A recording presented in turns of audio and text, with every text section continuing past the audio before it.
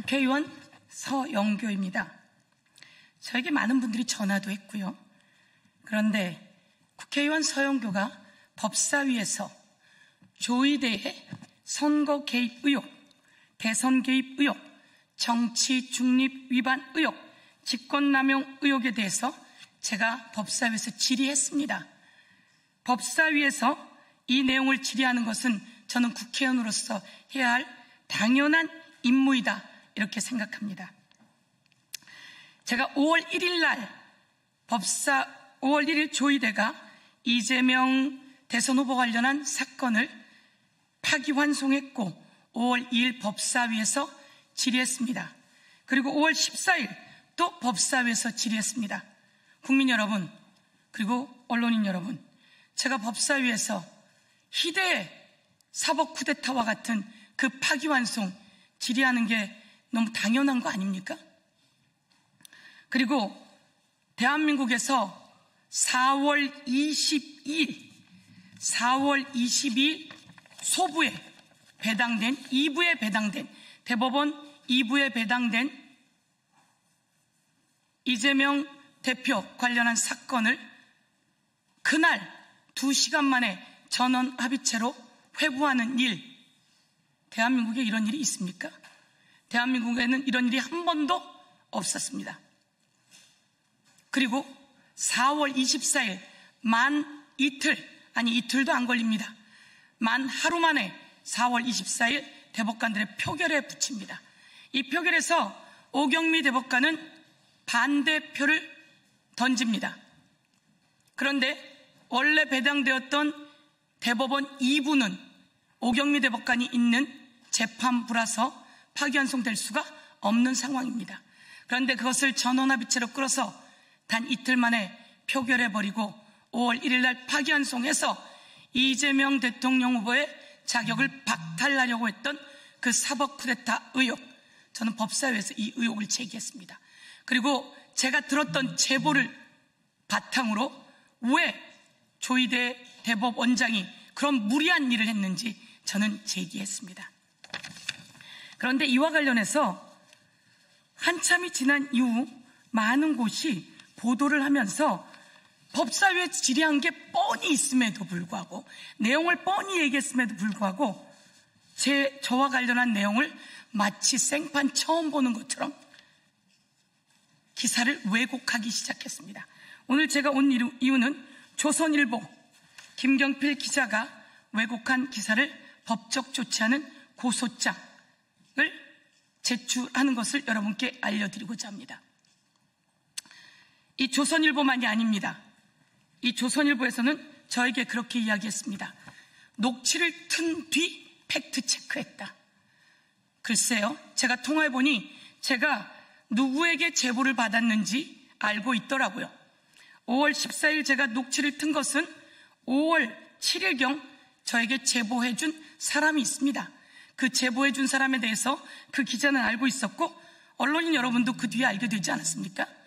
저는 5월 1일 제보를 받은 내용이 있고 5월 7일 저희 방에서 제보를 받은 내용이 있고 그것이 열린공감TV에서 나왔고, 그리고 제가 5월 14일 날 그 영상을 제기하면서 제가 5월 1일 제보받은 내용, 그래서 5월 2일 법사위에서 질의했던 내용과 5월 14일 날 그 영상의 내용으로는 같았습니다. 제보자는 영 다르겠죠. 왜?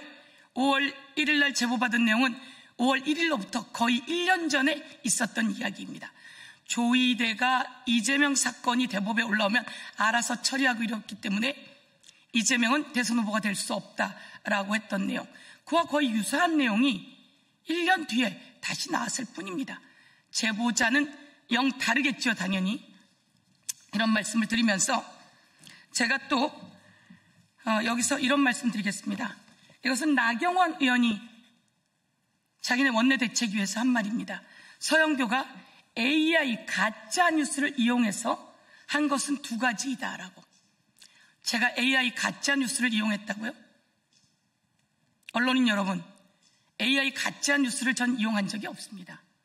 저는 5월 7일 날 우리 방에 제보가 들어왔고 그와 관련한 내용이 열린공감TV에 나왔고 그래서 그 녹취를 들었습니다. 그런데 그게 AI 가짜 뉴스라고요? 제가 확인해 보니 그 열린공감TV에서 그 내용은 AI 가짜 뉴스가 아님에도 불구하고 이렇게 말을 하고 있습니다. 이렇게 말을 하고 있는 사람은 나경원 의원만이 아니었습니다. 개혁신당 사무총장, 그리고 송원석 원내대표, AI가 만들어낸 목소리일 뿐, 유상범 원내 운영수석 대표, AI로 조작된 가짜 음성을 제보라고 속이고, 제가 AI로 만들어진 가짜 뉴스를 속이고 했다는 말입니까? 정의용 사무총장, 민주당은 AI로 만들어진 거짓 녹취를 동원해서 나경원 의원, 인공지능 가짜 뉴스를 이용해 5월 2일 그리고 5월 14일 영상을 틀었다. AI 가짜 뉴스인지 아닌지는 여러분 다 확인되었으리라고 판단합니다. 천하람 개혁신당 원내대표, 그거 AI로 만든 거고 AI로 제작된 것으로 이렇게 단정하고 말을 했는데요. 저는 5월 1일 조이대 관련 제보를 받았고 5월 2일 법사위에서 의혹 제기하고 질의했습니다. 여러분,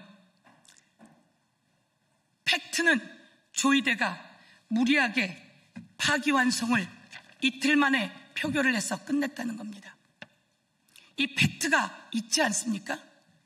대한민국에 이렇게 빠르게 파기환송한 사례가 있느냐 물었습니다. 법원행정처 처장도 차장도 자기가 법관으로 있는 동안은 이런 사례는 본 적이 없다고 했습니다.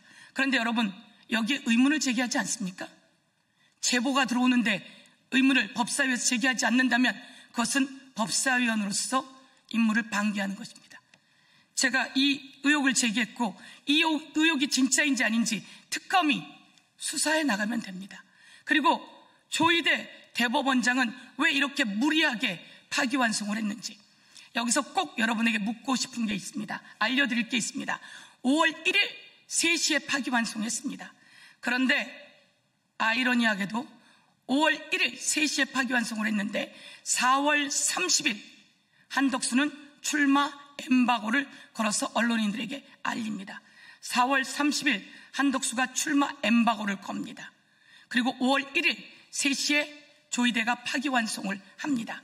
그리고 5월 1일 4시에 한덕수가 권한대행직을 사임합니다. 그리고 5월 2일 출마 선언을 합니다.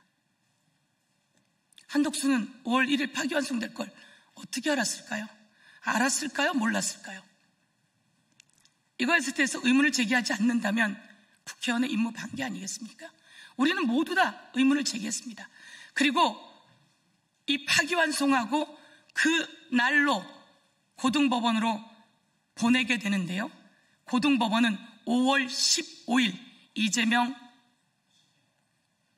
대통령 후보 사건을 재판하겠다고 날을 잡았습니다. 5월 10일입니다. 여러분, 이재명 대통령 후보는 5월 10일 날 후보 등록을 했습니다. 5월 10일에 후보 등록을 했는데, 대선 후보 등록을 했는데 5월 15일 법원에서 유죄로 떨어지면 더불어민주당은 대통령 후보를 낼 수가 없습니다. 그런 와중에 한덕수, 김문수, 국민의힘의 쌍권은 김문수를 끌어내리고 한덕수를 옹립하려고 하는 그 공작을 했지요. 국민의힘 의원들이 거의 다 그렇게 하지 않았습니까? 이들은 이재명이 대통령 후보직이 박탈되고 그 자리에 김문수와 한덕수의 싸움이다 이렇게 판단한 건 아니었을까? 저는 합리적 의심을 하면서 이 과정에서 조이대와 윤석열, 조이대와 한덕수, 조이대와 국민의힘 관계자들, 한덕수와 국민의힘 관계자들, 한덕수와 윤석열, 한덕수와 김건희 등 그 관계자들에 대한 수사를 촉구합니다. 핸드폰, 전화번호, 통신, 내역을 우선 공개할 것을 촉구합니다. 그 과정에서 그들이 어떤 관계가 있었는지 저는 의혹을 제기합니다. 그러면서 오늘 드리고 싶은 말씀은 그 녹취가 AI가 아니라는 건 언론인들이 그것을 보고 다 알았다고 합니다. 저는 5월 7일 이와 관련한 제보를 미리 받았고 그 제보가 어떻게 들어온 제보인지 확인했습니다. 확인했고 언더커버 그리고 신빙성 있는 고위직구로부터 전해 들은 내용이다라고 하는 것을 확인했습니다. 그리고 이 내용이 열린 공감에 나왔던 것이라는 걸 말씀드리면서 서영교는 5월 1일 제보를 한 건 받아서 그것을 법사위에서 제기했고 그리고 5월 7일 저희 방으로 제보가 들어왔고 5월 14일 그 방송을 그 녹취를 공개하게 되면서 제가 거기서 이렇게 이야기합니다. 내가 사실인지 아닌지 확인은 되지 못했다.